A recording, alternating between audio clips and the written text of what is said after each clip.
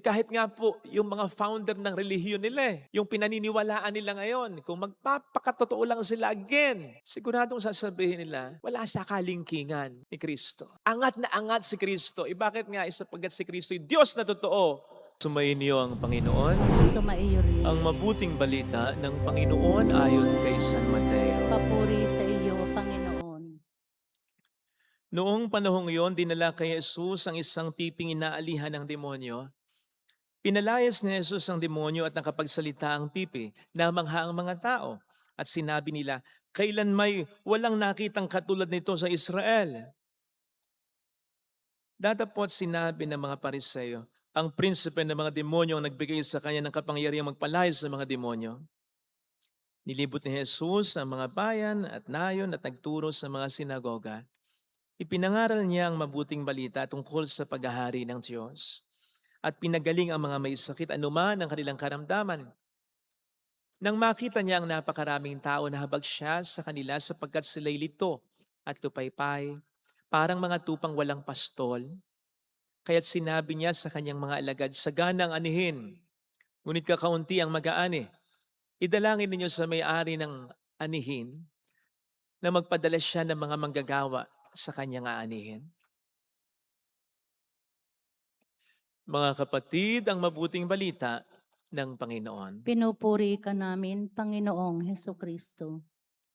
Kailan may walang nakitang katulad nito sa Israel, ito po ang naging pahayag ng mga taong namangha sa ginawa ni Kristo. Matapos ni Kristong pagalingin ang isang piping inaalihan ng demonyo. Actually, ang pahayag na ito ay hindi lamang para sa milagrong ito sapagkat sa punto po ito, marami ng ginawang milagro si Kristo. Nandyan ang isang ketongin na hinawakan lang niya, gumaling na. Nandyan ang pagpapagaling niya sa alipin ng isang opisyal. Nandyan ang pagpapagaling niya sa biyanan ni Simon Pedro na nasundan of course ng pagpapagaling niya sa maraming mga may karamdaman at inaalihan ng demonyo na dinala sa kanya ng marami ring mga tao. Nandyan ang nabalitaan syempre nilang pagpapatahimik ni Kristo sa bagyo. Nandyan din ang paggaling ng babaeng matagal nang dinurugo matapos hawakan ang laylayan lamang ng kasuotan ni Kristo. And of course, ang pagbuhay muli ni Kristo sa namatay na anak ni Jairo. And then nasundan pa nga po ng milagrong narinig natin sa Ebanghelyo. Talagang masasabi nga nila, kailan may walang nakitang katulad nito sa Israel. Dahil wala naman talagang nakagawa ng mga ginawa ni Kristo. Kahit pa sino ang nakilala nilang mga dakilang tao, hindi ito nagawa ni Abraham, ni Moises, ni David, ni Elias, ni Eliseo. At wala ring maikukumparang dakilang tao sa anumang panig ng mundo. Wala. Dahil iisa lang naman talaga si Kristo, iisa lamang ang Diyos na nagkatawang tao. And they should have realized that. So much so, na sana'y sumampalataya na sila sa Kanya.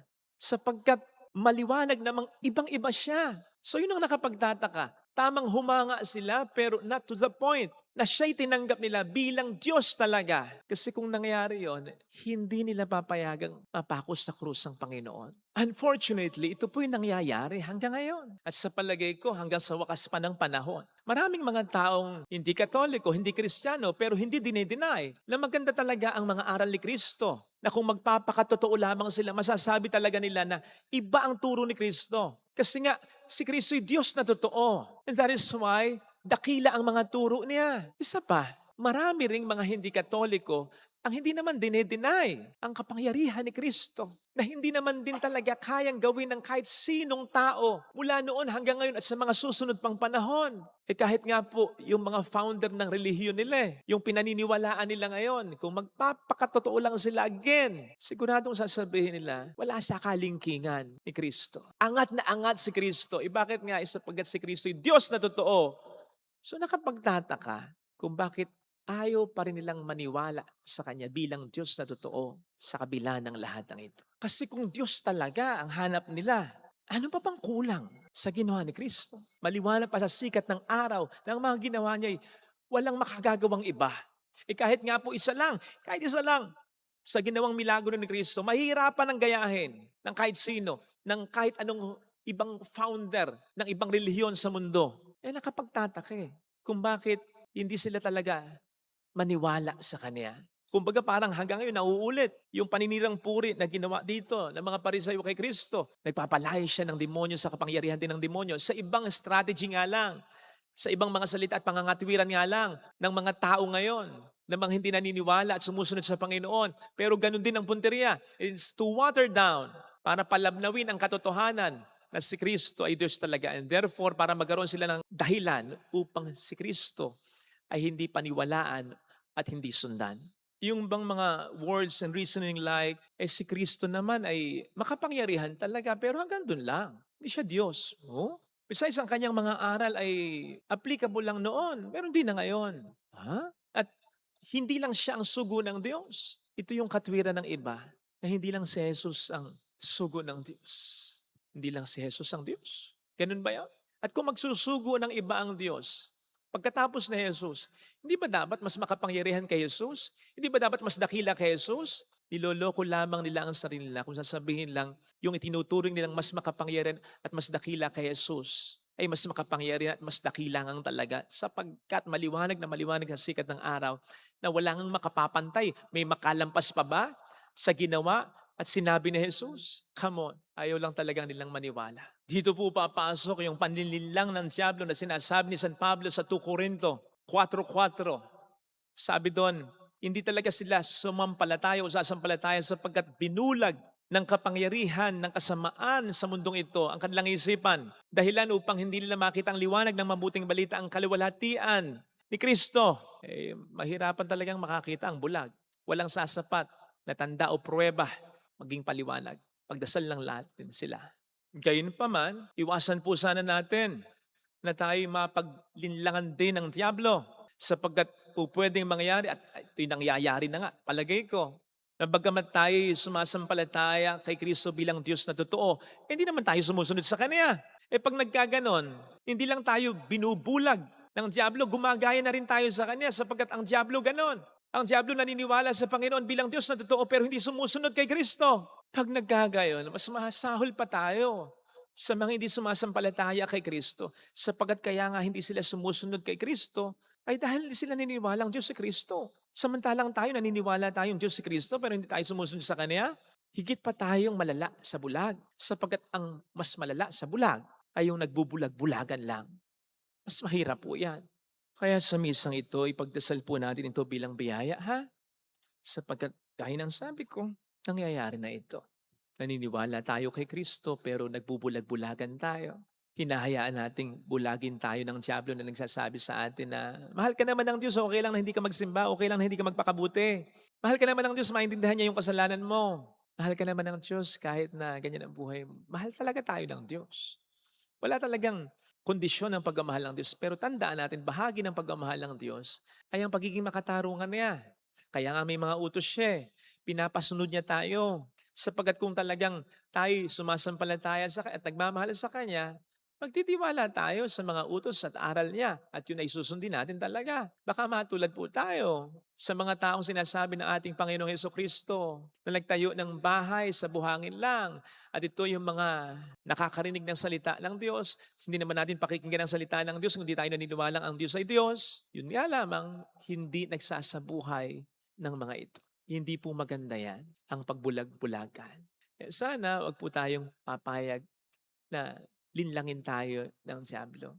Wag lang tayong humanga kay Kristo. Wag lang din tayong sumampalataya. Sumunod din tayo sa Kanya. Ito po sana ang hilingin nating biyaya sa ating banal na misa. Amen. Lagay natin ang ating kanang kamay sa tapat ng ating puso.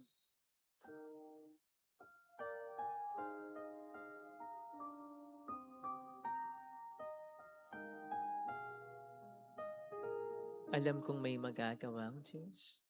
Alam kong may magagawa Makapangyarihan siya. ang Diyos. Alam kong may magagawa ang Diyos. Alam kong may magagawa Walang imposible sa Kanya. ang Diyos. Kung ako'y magtatapat, Kung ako'y magtatapat sa Kaniya'y maglilingkod, sa Kanya'y maglilingkod. alam kong may magagawa ang Diyos. Alam kong may magagawa Alam kong diringgin ng Diyos ang samo. Alam kong Sapagkat anak niya ako. diringgin ng Diyos ang samo ko. Alam kong diringgin ng Diyos ang samo. Alam kong diringgin ng Diyos ang samo ko. Kung ako'y magtatapat, Kung ako'y magtatapat sa Kanya'y maglilingkod, sa Kanya'y maglilingkod. alam kong diringgin ng Diyos ang samo ko. Diringgin ng Diyos Pumikit tayo. Panginoon, tulungan mo akong mas ma-realize ang katotohanan na ikaw ay Diyos ko na dapat kong sundin. Tama, ikaw ay aking ama, ikaw ay aking kaibigan, ikaw ay nagmamahal sa akin ng walang kondisyon, pero kailangan kitang sundin. Kailangan kitang igalang upang mas maipakita ko na ikaw talaga ang number one sa buhay ko.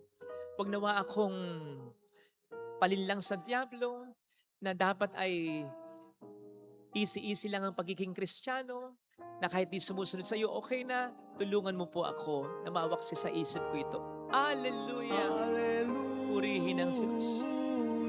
Hallelujah! Pasalamatan siya. Siya ay muling babalik sa atin. Ako nga pala ay dapat magbuhat ng aking krus araw-araw. Ako nga pala ay dapat lumipot sa aking sarili araw-araw upang ikaw talaga ang maging number one sa aking buhay. Babalik ang Panginoon upang tayo ay kunin. Tunay siyang mapagmahal sa atin. Mayroong magandang mangyayari sa iyo. Higit pa sa inaasahan sapagkat mahal ka ng Diyos pakatanda. Kung lalapit ka kay Jesus, maaaring matagal, maaaring maging mahirap, pero magiging maayos din ang lahat.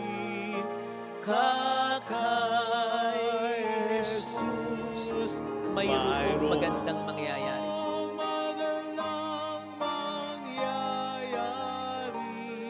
sa iyo. Kung lalapit kay Jesus, Kung lalapit kay Jesus. papuri sa Ama at sa Anak sa Espiritu Santo. Kapara ng sa unang-una ngayon, magpakailanman at magpa sa walang hanggan. Amen. Thank you for watching. Please like, share, and subscribe.